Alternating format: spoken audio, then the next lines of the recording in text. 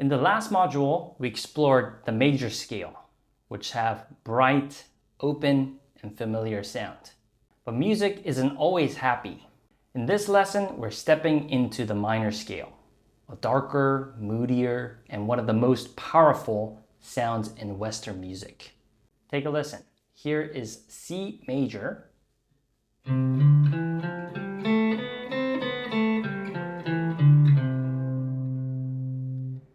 Now here is C minor.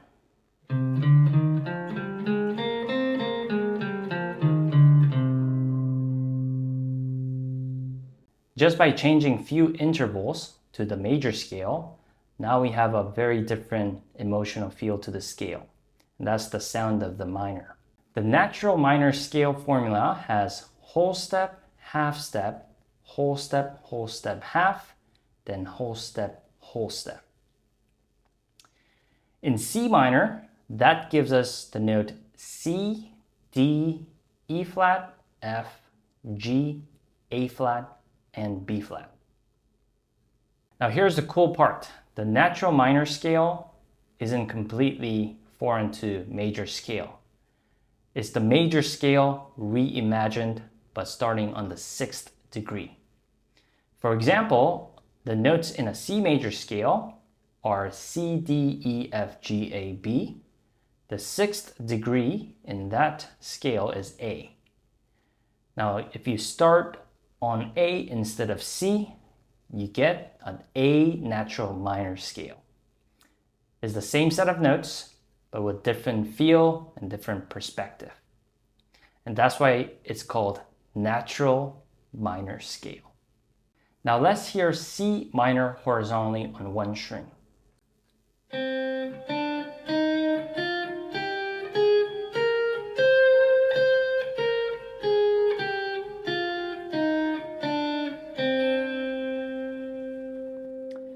As always, when you're learning a scale, see if you could play the scale horizontally first so you could understand the interval relationship. Once you have a good understanding of the scale playing horizontally, see if you could make it expressive using the expression techniques. The same techniques mentioned in the earlier module. So for example, if I'm thinking in C minor scale, I could hammer on from C to D. I could pull off from B flat to A flat. I could slide the note C up to E flat.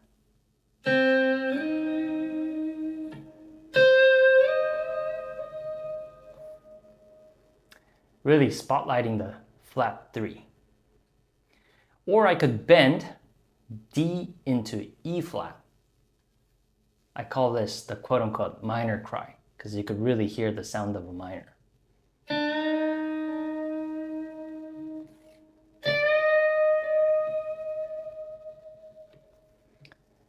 And don't forget, with any of these notes, you could always add vibrato to make it sing just a bit more.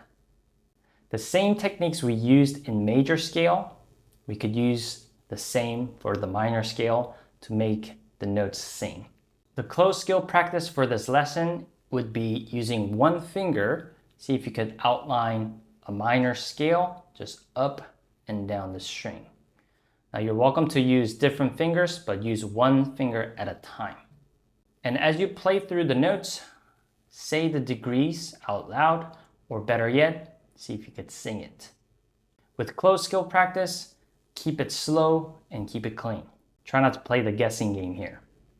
When you get to the open skill practice, use the backing track. The backing track is roughly 2 minutes.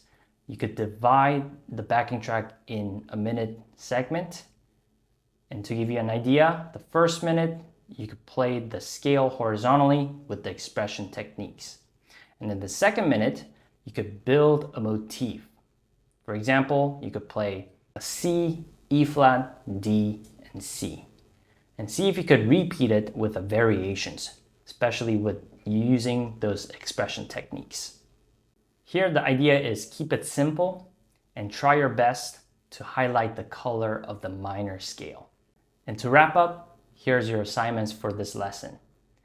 First, play the C minor scale horizontally on every string, using one finger only. Say the degree out loud or sing them.